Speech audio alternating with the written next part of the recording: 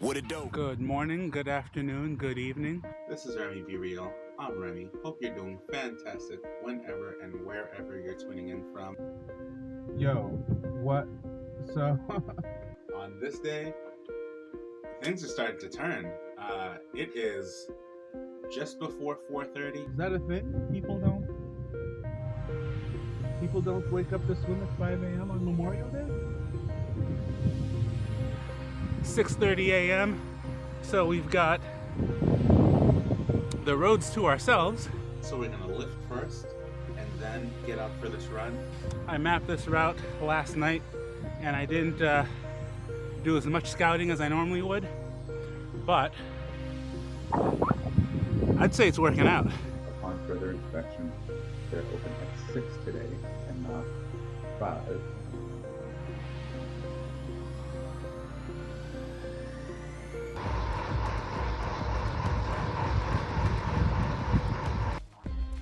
Got that lift in. Everything is activated and loose. I am going to run down to the track. It's about a mile and a half to the track. You know that thing that used to happen when you could just turn the TV on and you're not sure what you really want to watch? You see an interesting title, it's maybe 30 minutes into it, so you don't feel like you've missed that much. So you just kind of hang out, you watch it, you follow along with the story, and you get what's going on thus far. But then something happens and you're like, I feel like I'm missing some context. This can't be real. This kind of shit only happens to me. Check it out. White shorts and boom. Bird got me. Like sniper status. How does that even happen? See that? Are you for real right now? Come on, nature. We're not going to stop and do a full rewind right now. That video would be entirely too long. But we can pull back a little bit and get some of the context that's necessary to tell this story as we move forward in the present, and slowly sprinkle in some of that past context to bring it all up to speed.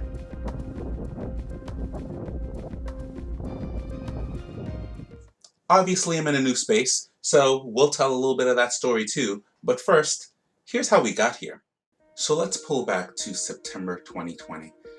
I'm sure the same was true for you. A lot of things were undecided and very much up in the air.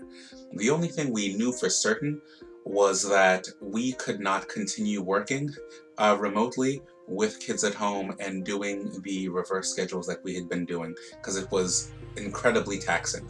Thankfully, my wife works in the schools.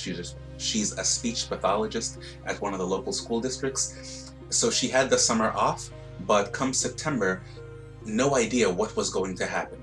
So we thought it through, we talked it out. We were lucky enough to have the option of creating a pod and moving in with the in-laws. So that's exactly what we did. We packed up, left home, and moved down there so we could have some help with the kids while we worked remotely. While that move makes practical sense, it also means I'm now running and riding in very unfamiliar spaces.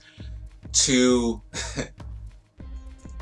make the move more bearable for me, for lack of a better term, my wife basically sets me up on a date. She hears from her mom, my mother-in-law, that one of her gal pals in a book club, her husband likes to ride bikes too. So right away I'm thinking, okay, I mean, you like to ride bikes, but do you really ride bikes? But I'm open, I'm trying to be flexible. What are my options, right? So go ahead, set it up, I'll meet these guys and we'll see what happens. But then they pull up and right away I knew they were legit. Actually, I had a sense that they were pretty legit because a couple of nights before, all right, send them a text, cool, he sends me the route and they're ready for 70 miles. You don't wake up to ride 70 miles on a Saturday morning if you're not kind of fit, kind of legit, kind of into the sport. So one ride turns to a few and we get to talking. I'm in the group text, I remember that.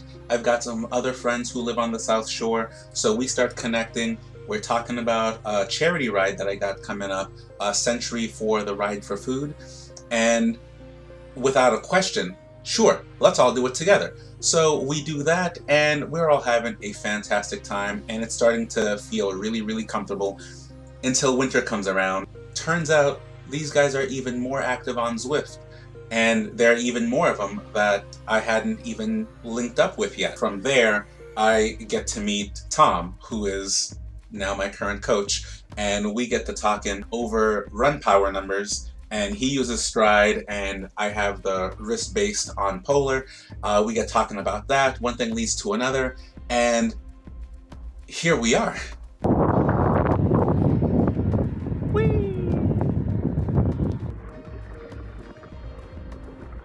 Okay, it actually wasn't that straightforward. Couple more details that need to inform the story.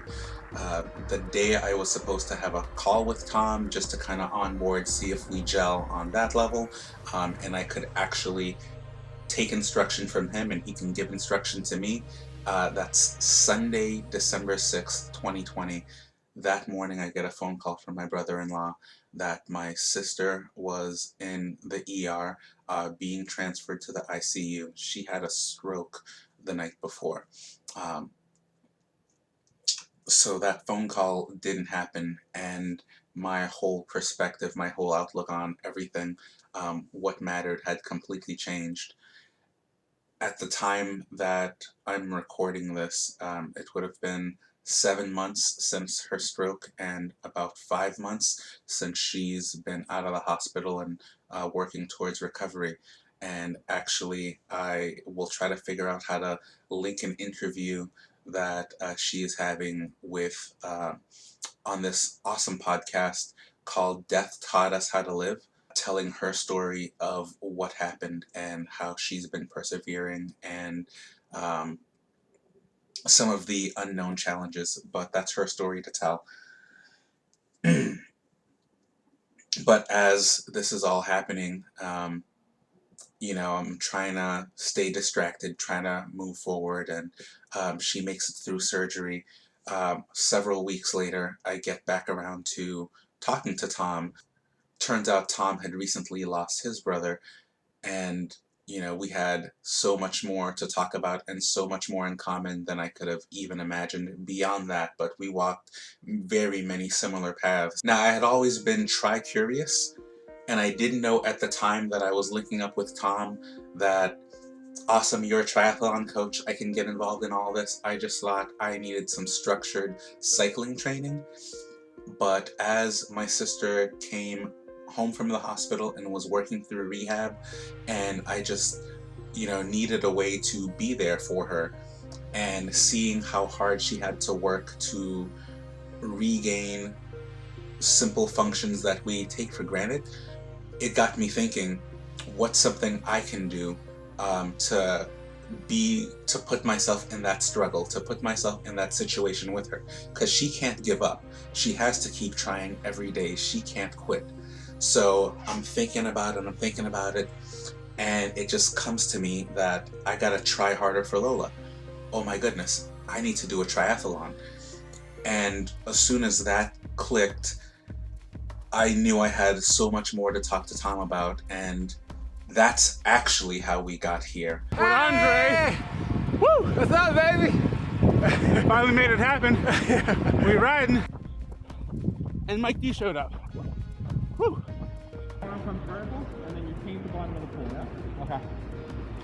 Now, it happened to coincide as more folks were getting vaccinated and restrictions were being lifted. The pool opened up. Yo! Check it out! And I get in for some swim instruction. Mind you, I can't swim, or at least I didn't used to be able to swim, and I mean that in the literal way. I had no idea how to swim. But here we are. We're swimming, we're biking, we're running, and we're trying to put all three together and trying to make this a reality. So you want to have the long strokes, right? You want to have those nice long strokes with the vertical form. That's what you got to work on. That's the mental cue, if I were you, that I would continue to focus on. It helped tremendously to finally meet a lot of these other guys in person, but everybody had such a good vibe and positive attitude. It was the training became fun, being around these guys and being able to connect with them. Also knowing I had a bigger purpose in training. I wasn't doing this for me anymore. I was doing this for Lola. That was sick! And I think I pretty much nailed it. That was cool. These guys are awesome. All of these guys, actually, and girls. Just good people. We worked, yo. I can't say enough nice things about these guys. Everyone is so awesome, so welcoming.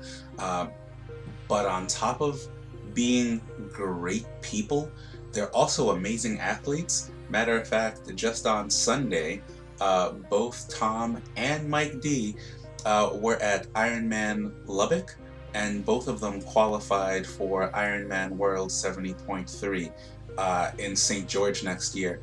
And here we are, we've come full circle. I'm home, my sister has been home. She is making incredible progress. Actually, she had set a goal with her physical therapist to be moving and taking some dance classes by summer, and she's exceeded that goal. So being the go-getter that she is, she stepped it up and has set a new milestone to walk a 5K by the end of August. I'm going to do everything I can to set this up as a virtual event. If not in this video, look out for it. I will link and set up all the details that if you, wherever you may be, want to run, walk, jog a 5K with Lola, we'll celebrate that achievement together.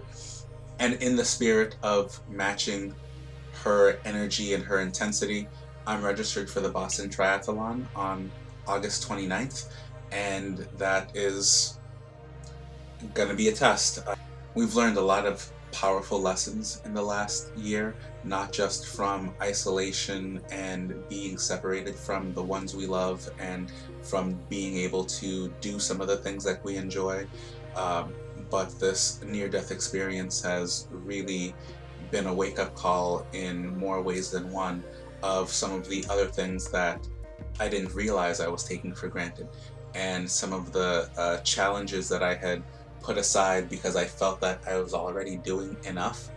But there's so much more that you can be doing, and I am definitely not going to waste another day. You know, the team motto is here and now, and that really speaks to me more than ever to live in the present, live in the here and now, and I think that's what I'm gonna have to do moving forward.